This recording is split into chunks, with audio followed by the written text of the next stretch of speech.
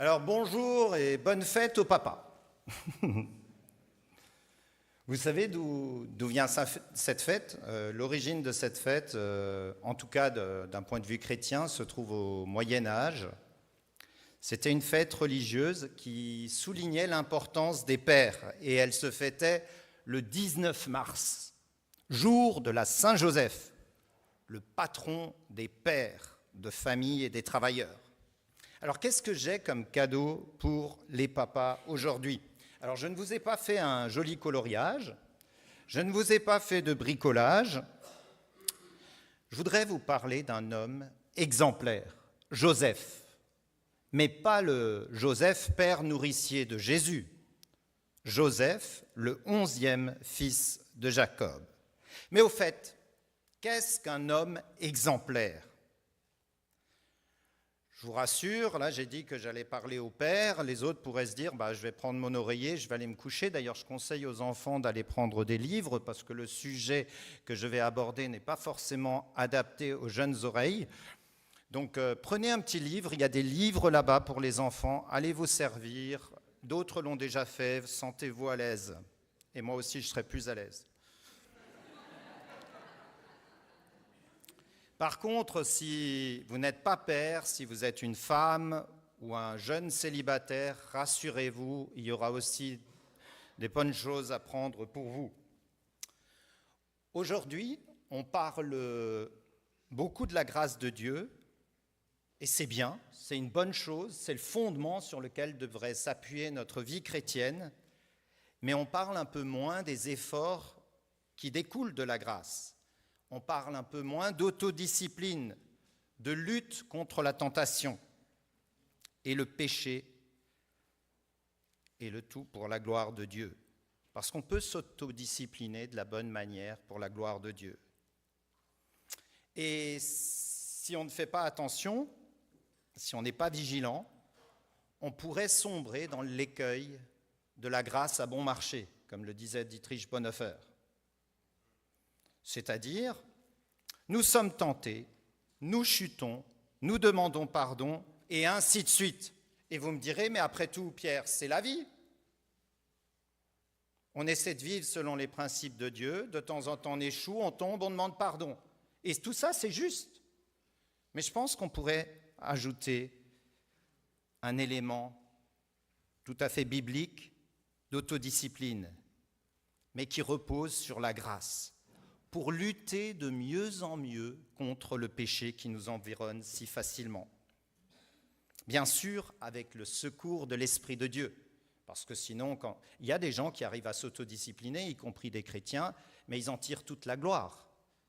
Et ils le font pour de mauvaises motivations, et là ils tombent dans le légalisme. Et ce n'est pas ce que je veux vous dire ce matin. Aujourd'hui, parmi les domaines de lutte des chrétiens, la tentation sur le plan sexuel est une des principales luttes.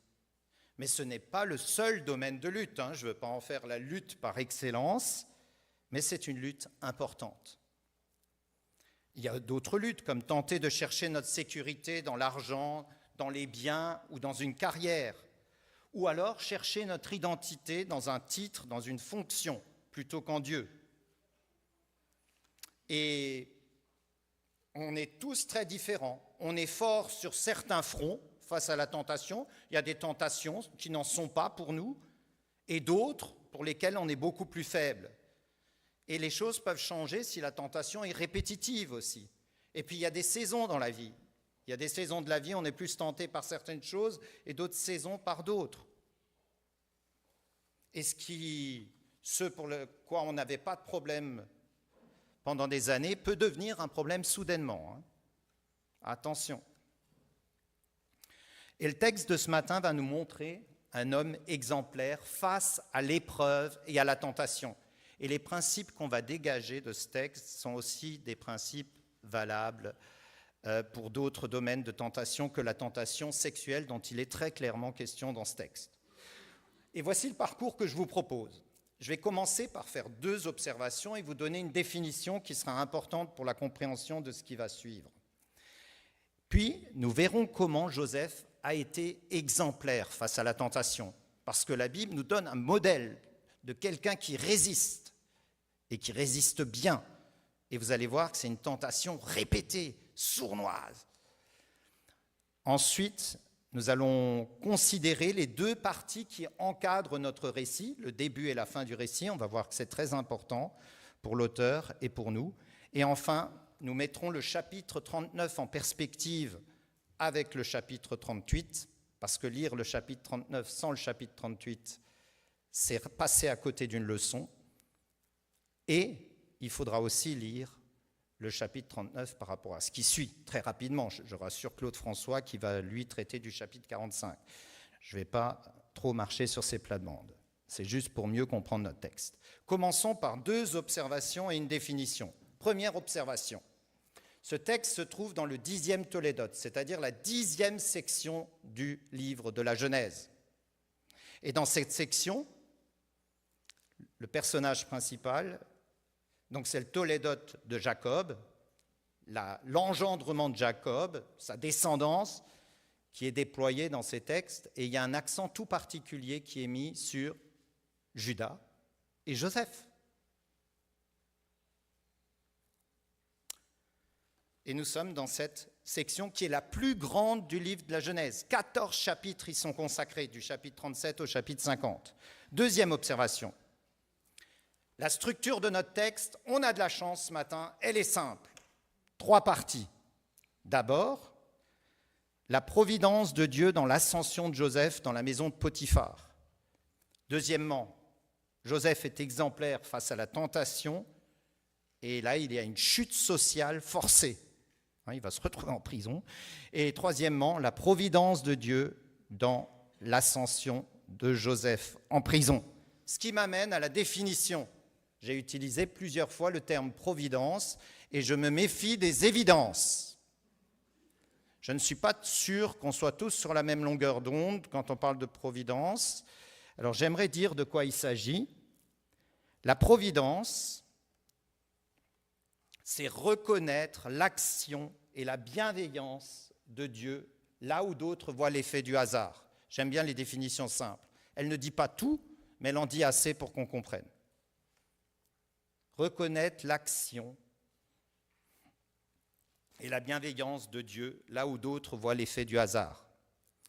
Et nous verrons que dans la section, ces 14 chapitres, 10e section du livre de la Genèse, c'est un des éléments marquants. Et le texte que nous allons parcourir ce matin trouve en toile de fond la providence. C'est très clair que Dieu est à l'œuvre. On ne peut pas passer à côté. Dans les autres chapitres, c'est dit entre les lignes. Et au chapitre 50, c'est de nouveau dit clairement, mais en inversé. Mais là, ça revient, c'est matraqué. Dieu est là avec Joseph. Dieu est avec Joseph. On va y revenir dans un instant. Dieu agit providentiellement dans la vie de Joseph et il agit encore providentiellement dans notre vie aujourd'hui. Passons au deuxième grand point. Joseph est exemplaire face à la tentation. Et bien sûr, il y aura aussi une chute sociale injuste, parce que forcée. Ce n'est pas lui qui a choisi. Ce n'est pas une chute face à la tentation dans le sens qu'il a succombé. Il a été chassé injustement. Au début du chapitre 39, on reprend là où on s'était arrêté au chapitre 37. Le narrateur, il vient d'expliquer l'affaire de Judas, qui est vraiment assez sombre, même si ça finit plutôt bien pour lui à la fin du chapitre. Et on verra que ça l'a transformé. Donc le récit reprend là où il s'était arrêté. Et qu'est-ce qu'il fait ? Joseph, on nous rappelle, ça nous rappelle qu'il a été victime de la haine de ses frères. Il a été vendu à l'âge de 17 ans.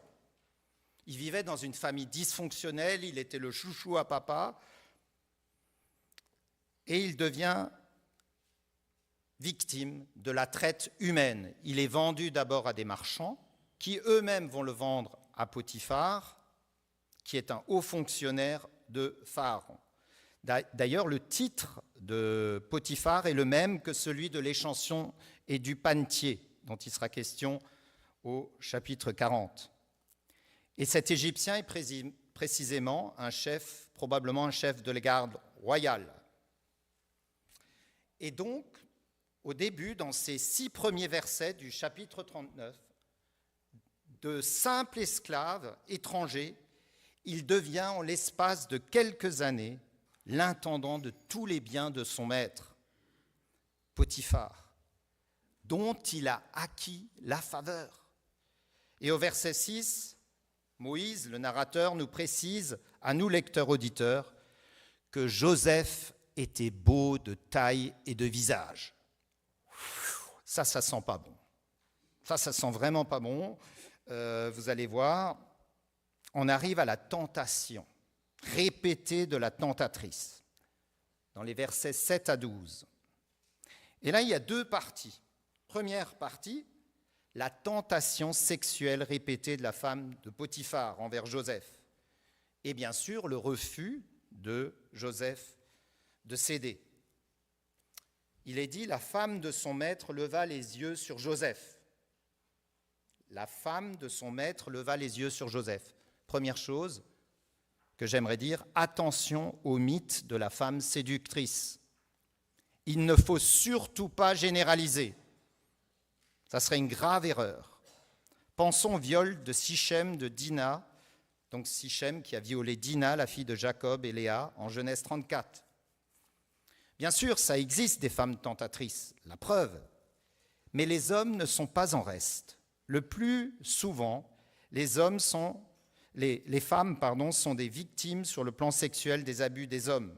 Revenons maintenant à notre texte. Joseph, d'où l'importance de lire les textes dans leur contexte plus large. C'est un bel homme qui doit avoir autour de 25 ans. La femme de son maître lui ordonne, crûment, « couche avec moi ». Il n'y a aucune subtilité là. C'est un ordre de la femme de son maître. Comment Joseph va-t-il réagir face à cette tentation particulièrement agressive de la part de la femme de son maître, Madame Potiphar? C'est violent. Et la réponse de Joseph ne se fait pas attendre, il refuse. Le narrateur nous dit clairement, il refuse. Et c'est là que j'aimerais arriver aux 6 arguments présents dans les versets 8 à 10 et qui ont permis à Joseph de résister. Et je pense que les arguments qu'il a avancés là, il n'a pas commencé à se dire « qu'est-ce que je pourrais répondre ?» Il était préparé. Peut-être que l'attitude de cette femme était déjà spéciale. Mais en tout cas, il avait des principes clairs. Et ces principes vont ressortir dans les versets 8 à 10. J'en ai relevé 6. 6 arguments qu'il avance face à la tentation et que nous pouvons aussi nous approprier. Alors tous ne sont pas pertinents pour toutes les tentations, mais il y en a quelques-uns que j'ai mis en gras et qui sont valables pour tout péché. Enfin, toute tentation, tout type de tentation. La première chose, c'est qu'il résiste à la tentation en raison de ce qu'il est. Je m'explique. Au verset 8, il est dit « Avec moi, lui dit-il, mon maître ne s'occupe de rien dans la maison. Tout ce qu'il possède, il me l'a confié. Et personne n'est plus grand que moi dans cette maison. Mon maître ne m'a refusé d'autre que toi, parce que tu es sa femme. Et comment puis-je faire cela ?» Figurez-vous que la même logique, les mêmes arguments que Joseph est en train d'utiliser, un autre homme aurait pu les utiliser pour coucher avec elle. Imaginez quelqu'un qui dirait, un autre homme, et on n'a pas besoin d'imaginer beaucoup, je peux donc m'arranger pour que tous les autres serviteurs soient à l'arrière et que personne ne sache ce que je vais faire. Je peux donc m'en tirer à bon compte. Qui le saura? On est seul. Elle est consentante. Un autre homme aurait pu dire aussi, j'ai la liberté de coucher avec elle. Il se rend compte que la seule chose dont le maître le privait avec raison était sa femme. Ça ne vous fait pas penser à Satan qui était venu dans le jardin auprès d'Ève et lui avait dit « Pourquoi Dieu, t'a-t-il caché cette seule chose? Ne devrais-tu pas l'apprendre? Et un commentateur, Kidner, dit simplement « Remarquez comment les raisons pour lesquelles il n'a pas fait ces choses auraient pu donner à une personne plus faible, à une personne ayant moins d'autodiscipline, une excuse pour adopter un mauvais comportement. La liberté de surveillance et la promotion rapide ont fait plonger plus d'un homme et plus d'une femme dans ce monde. Et ça, c'est encore d'actualité. Les promotions rapides, les promotions canapés, comme on les appelle, ou le deuxième bureau, dont j'entends parler en Afrique. Les raisons qu'il avance pour ne pas pécher sont en partie liées à ce qu'il est en tant qu'homme à ce moment-là. C'est-à-dire, c'est profondément lié à la vision qu'il a du monde et de Dieu. C'est ce qui l'anime, sa vision du monde et la vision qu'il a de Dieu. Deuxième raison, il dit « Personne n'est plus grand que moi dans cette maison, mon maître ne m'a rien refusé, sauf toi parce que tu es sa femme. » Et là, je tire deux éléments. Première chose, il dit à la femme « Je refuse ton ordre. Ce n'est pas toi mon patron. » Mais là, il y a l'argument. Il est soumis et fidèle à son maître et il ne veut surtout pas trahir sa confiance. Wow, ça, c'est le genre d'employé qu'on aimerait avoir et que j'espère que nous sommes. Et, troisième chose, c'est clair qu'il a une très haute vision, opinion du mariage. Il se bat aussi avec succès contre cette tentation. Pourquoi? Et c'est la quatrième raison. Parce qu'il appelle un chat, le péché est le péché. Il l'appelle cette chose mauvaise. Ce que tu me demandes, c'est mauvais. C'est un mal. Il n'en parle pas comme d'un détail, comme d'une faiblesse passagère ou quoi que ce soit d'autre. Cinquième point. Et là, le quatrième, déjà, c'est valable pour tous les péchés. Et ça devrait être la base. Et pour ça, il faut connaître la parole pour identifier le péché. Mais le plus compliqué, en général, ce n'est pas d'identifier le péché. Mais quand même, dans certains cas, il y a des gens qui sont aveuglés. Mais là, j'arrive à un des principaux points que j'ai mis en gras. Il craint Dieu et il considère son acte en référence à lui. Je m'explique. Comment pourrais-je faire cette chose et pécher contre Dieu? C'est un des plus grands, sinon le plus grand rempart contre le péché. N'est-ce si au contraire l'acte est perçu uniquement sur le plan social horizontal, eh bien on pourrait dire, eh bien beaucoup d'autres personnes le font. Je connais plein de gens qui le font ou qui l'ont fait. Et il n'y a pas eu trop de conséquences. C'est admis dans nos milieux. Les autres font des choses pires que moi. Au moins, je ne paie pas une prostituée. Je suis là devant mon ordinateur. Je fais de mal à personne. Et personne ne le sait. On peut rationaliser à l'infini. Même dès qu'on l'oppose, mais dès qu'on oppose à Dieu, la chose devient claire. On appelle un chat un chat. Le péché est donc vu comme une offense contre Dieu. Le péché est une offense contre Dieu. La crainte de l'Éternel est le commencement de la sagesse. Vous pensez à David avec Bathsheba, quand il a commis l'adultère avec elle. Il y a eu le meurtre d'Uri, il y a eu le bébé qui est mort. Et là, Carson nous dit, dans une formule dont il a le secret, écoutez bien. Mais si nous voyons le mal du mal dans la dimension sociale, c'est ce que le monde veut que nous voyions.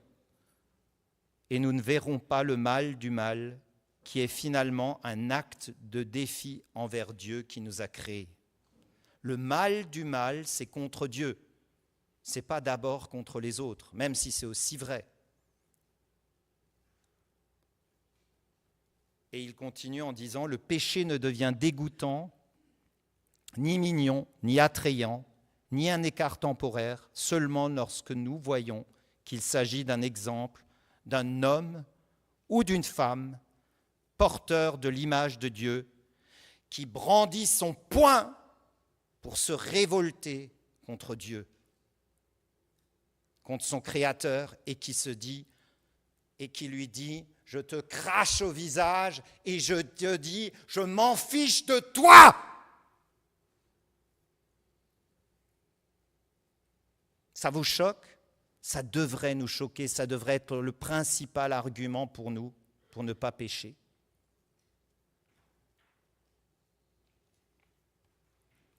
Le péché ne devient odieux que lorsque nous le considérons comme un acte de défi contre Dieu qui nous a créés.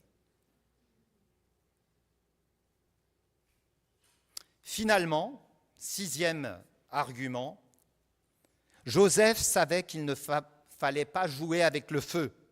Il refuse d'être avec elle s'il le peut. Il essaie de fuir cette présence tentatrice. Il ne veut même pas lui parler. Il ne veut pas voir jusqu'où il peut aller. Où sont les limites? Je me souviens d'un jeune qui me disait « j'ai du mal quand je vais voir ma copine dans sa chambre à l'université, j'ai beau prier et tout, à chaque fois je suis tenté. » J'ai dit « Écoute, arrête de te torturer, hein, rencontre-la en dehors de sa chambre. » Et figurez-vous qu'il a été soulagé.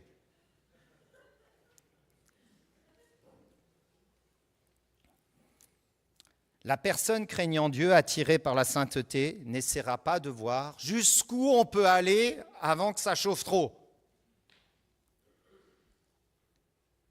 La personne qui est attirée par la sainteté de Dieu, qui a une profonde crainte de Dieu, ne jouera pas avec les limites. Vous êtes fixé des règles? Jonathan Edwards s'était fixé un nombre incalculable de règles. Je ne dis pas qu'il faut aller jusque-là, mais quand je vois mes aînés, les personnes qui sont des modèles comme Donald Carson, Mike Evans, d'autres, qui me disent qu'ils ont des principes clairs et qu'il y a des choses qu'ils ne feront pas. Du style, ne conduisez pas seul avec une personne de l'autre sexe dans la voiture. Vous allez dire, il est extrême le mec. Faites attention. Ça peut arriver exceptionnellement, mais ça doit rester exceptionnel pour dépanner quelqu'un. Ne commencez pas à suivre une personne de l'autre sexe en étant seul. Je parle d'un suivi, de conseils.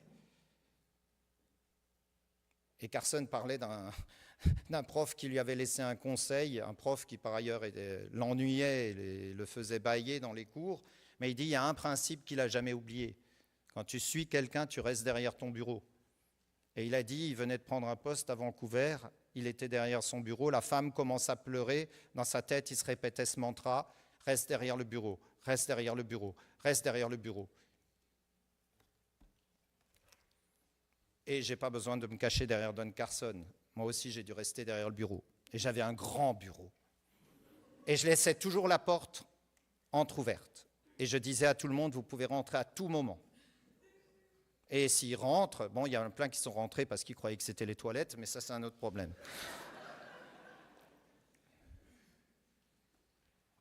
Alors, quand ils étaient pressés, ça... Bon. Il y a eu des scènes cocasses. Bon. Elle parlait à Joseph jour après jour et il ne l'écouta pas. Il ne l'écouta pas.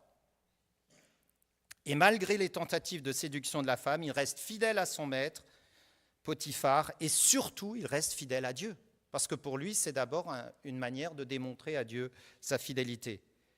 Et dans la tentation, il est plus facile de gagner une fois que de gagner face à des tentations répétitives. Ça, c'est dur ce que vit Joseph.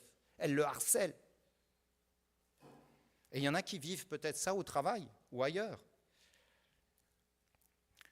Joseph a dû vivre une lutte terrible dans la durée, mais ces 6 principes l'ont aidé à tenir face à la tentation sexuelle. Il était armé, il avait prémédité la chose, il s'était préparé au combat. Vous n'allez pas atteindre des objectifs que vous n'avez pas.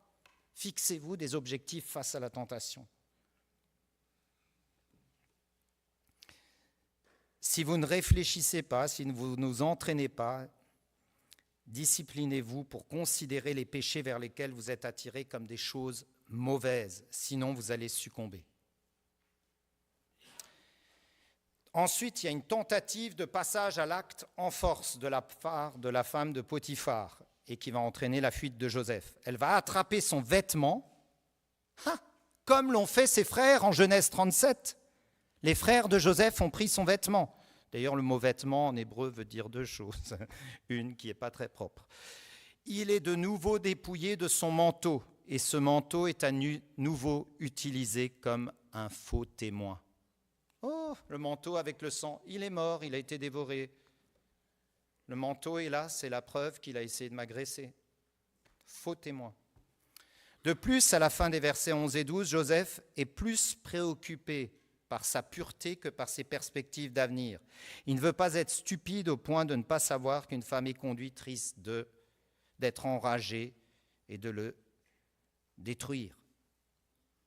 Et qu'est-ce qu'il fait ? Il va courir et il va laisser le manteau derrière lui.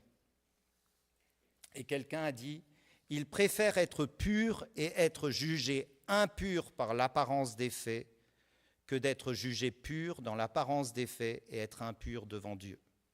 Il n'a pas voulu prendre le risque de retourner. C'était trop dangereux. Qu'est-ce que ça veut dire ? Ça veut dire que Joseph était plus préoccupé par sa pureté que par ses perspectives d'avenir et d'avancement. C'était un homme vraiment droit. Il fallait du cran. Il fallait du cran pour ne pas retourner. Que savait Joseph de Dieu à ce stade ? Et ça, c'est quand même extraordinaire. Nous, on a la Bible, on a plein de livres, on a plein de messages qu'on peut écouter. Lui, qu'est-ce qu'il avait ? Il savait probablement que Dieu était le Dieu créateur de toutes choses. Il avait le rêve qu'il avait fait. Son père lui avait probablement parlé des promesses et de l'histoire familiale. Il y avait peut-être un héritage là. Et ce qui est fou, c'est que malgré toutes ces circonstances défavorables et malgré le peu qu'il savait, il y croyait. Tu n'as pas besoin de connaître beaucoup de choses, mais on pratique le peu que tu sais sur Dieu. Et je suis sûr que tu es avantagé par rapport à Joseph. En plus, toi, tu as l'Esprit de Dieu. Dieu est avec toi tout le temps. Lui aussi, il avait Dieu avec lui, on va le voir dans un instant. Et que va faire la femme de Potiphar ? 2 accusations de la femme en colère et la colère du mari. Elle se venge de Joseph. Elle va procéder en 2 temps. D'abord, elle va réunir les domestiques, les autres serviteurs, les autres esclaves, et ensuite elle va voir son mari. D'abord, face aux serviteurs, elle leur dit « Il nous a amenés ». Elle est solidaire des esclaves, comme par hasard. « Il nous a amenés ». Elle évite le mot « esclave » avec les esclaves, mais pas avec son mari. « Il nous a amenés », donc c'est toi, hein, l'homme que tu as amené, c'est toi, Potiphar, c'est toi le responsable. En plus, un homme hébreu. C'est une stratégie raciste, probablement. Pour s'amuser avec nous, pour se moquer de nous. Elle essaie de les rendre solidaires avec les esclaves. Il est venu vers moi, c'est la version mensongère des faits, pour coucher avec moi. Et j'ai crié à haute voix. Lorsqu'il a entendu que j'avais élevé la voix et que je criais, un mensonge. Tout ce qu'elle dit et fait, cela démontre clairement pour moi, pour nous, c'est évident qu'elle n'aimait pas Joseph.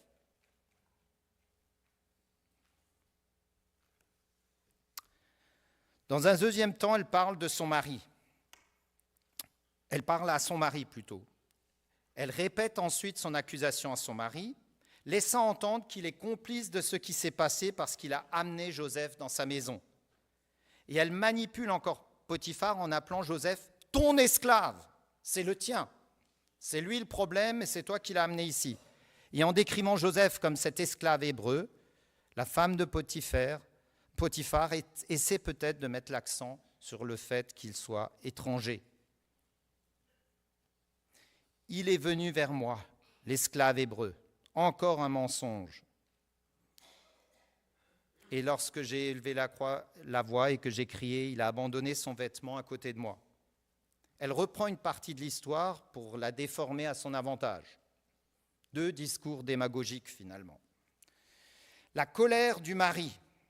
Le mari se met en colère et Joseph finit en prison précisément parce qu'il est intègre.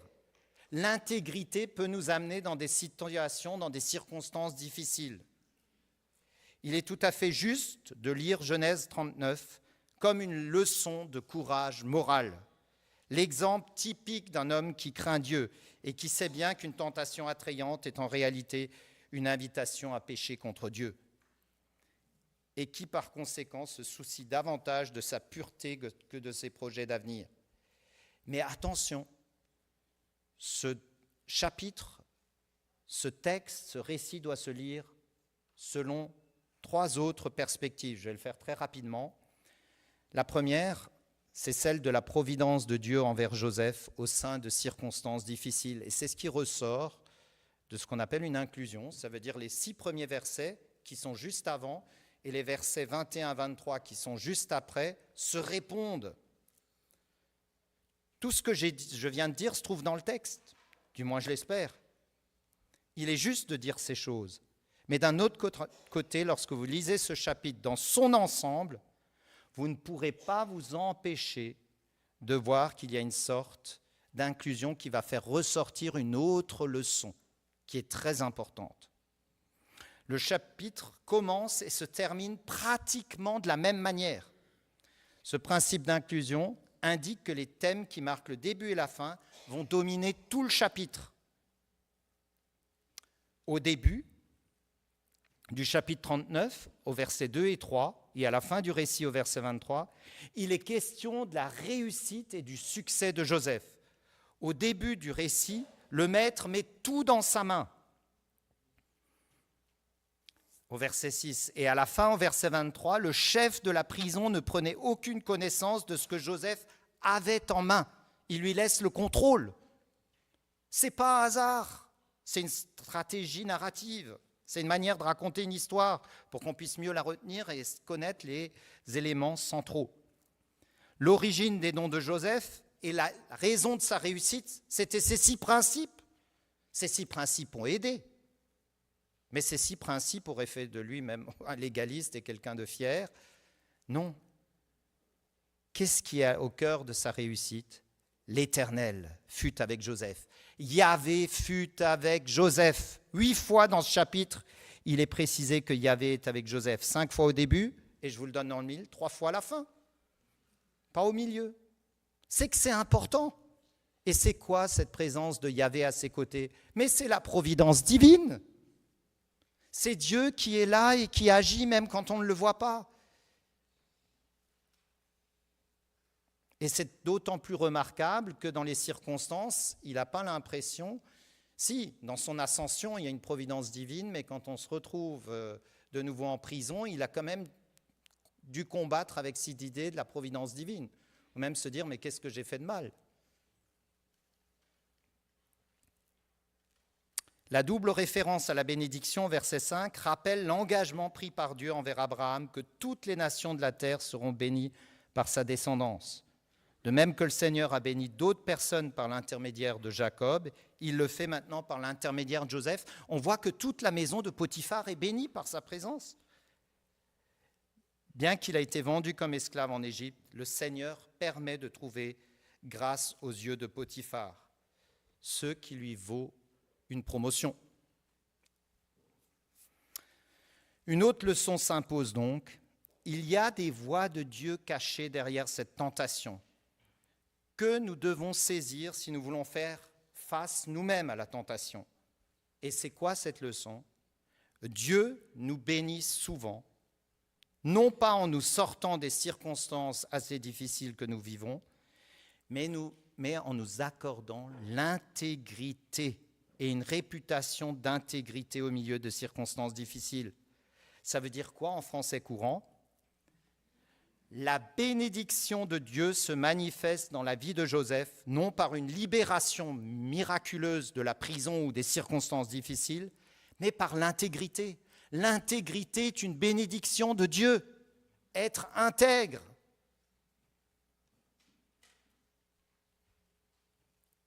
Et c'est ce qui va lui valoir le respect de ceux qui l'entourent. C'est pour ça qu'il y avait une ascension sociale à chaque fois où il était, ou en tout cas on lui faisait confiance.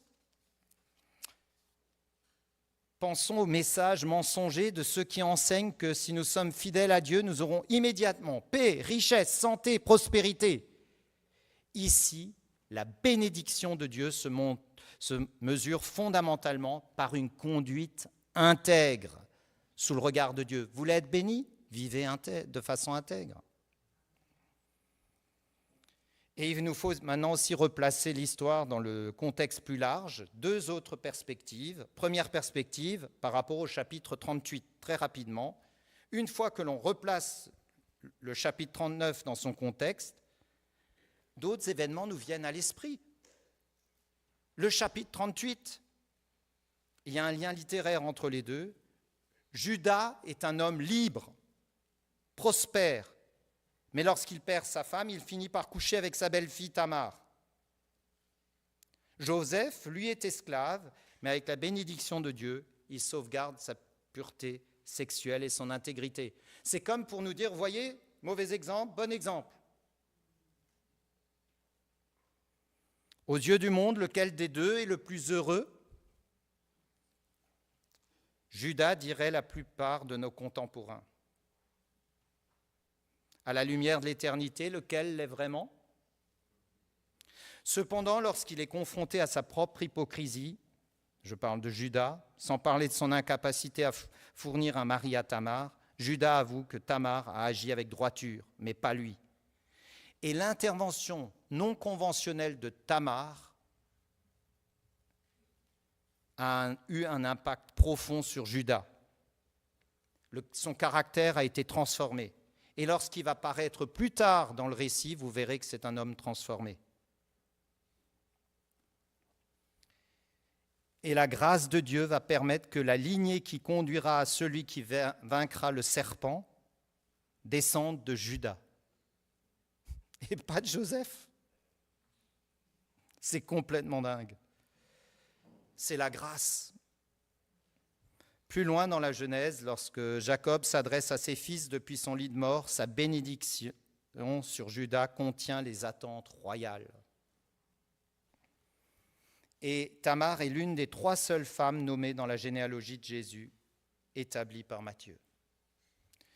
Par rapport à la fin du récit, c'est le dernier axe avant de conclure, en fait, Genèse 39 constitue une étape vers l'élévation de Joseph à la cour d'Égypte. Malgré tous les malheurs qui frappent Joseph et qui sont décrits au chapitre 37, 39 et 40, Joseph va devenir le grand vizir ou premier ministre de l'Égypte et il va sauver de la famine beaucoup d'Égyptiens et même sa propre famille, environ 70 personnes, ainsi que la lignée messianique par voie de conséquence.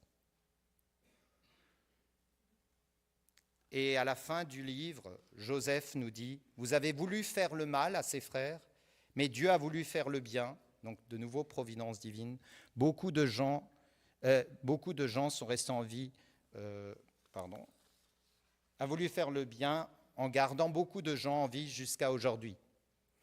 On n'est pas du tout en train d'atténuer le mal qu'ils ont fait et leur responsabilité, mais ils voient la main de Dieu dans tout cela. Dieu est dans les coulisses. Sans aucun doute. Et j'aimerais vous rappeler que nos actes ont des conséquences au-delà de ce que nous pensons ou de ce que nous pouvons imaginer. Qui aurait pensé que quand il était chez Potiphar, quand il était en prison, que grâce à lui, que Dieu l'utiliserait comme instrument pour sauver toute sa famille, toute l'Égypte, et finalement qui permettrait au plan de Dieu de se réaliser. Et de la même manière, quand nous obéissons, nous ne voyons pas les conséquences. Mais si nous sommes intègres, Dieu peut nous utiliser. Et si nous ne sommes pas intègres, il nous utilisera aussi. Mais la Bible nous avertit, il vaut mieux être utilisé en étant intègre. Je termine par 6 applications. Première application. Poussé par le péché et le dysfonctionnement familial générationnel, la vie de Joseph a sombré dans le chaos. Mais Dieu était souverain et agissait providentiellement dans les coulisses au travers de tout cela.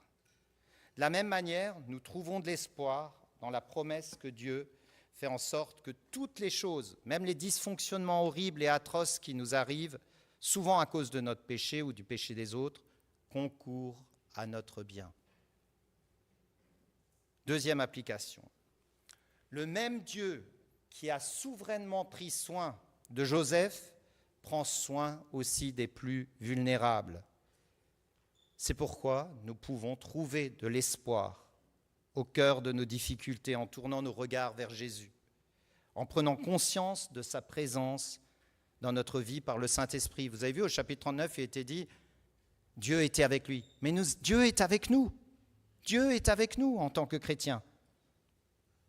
En prenant conscience de sa présence dans nos vies par le Saint-Esprit, nous pouvons nous rassurer en sachant que nous ne sommes pas seuls dans nos efforts pour mettre fin à l'injustice que nous vivons peut-être.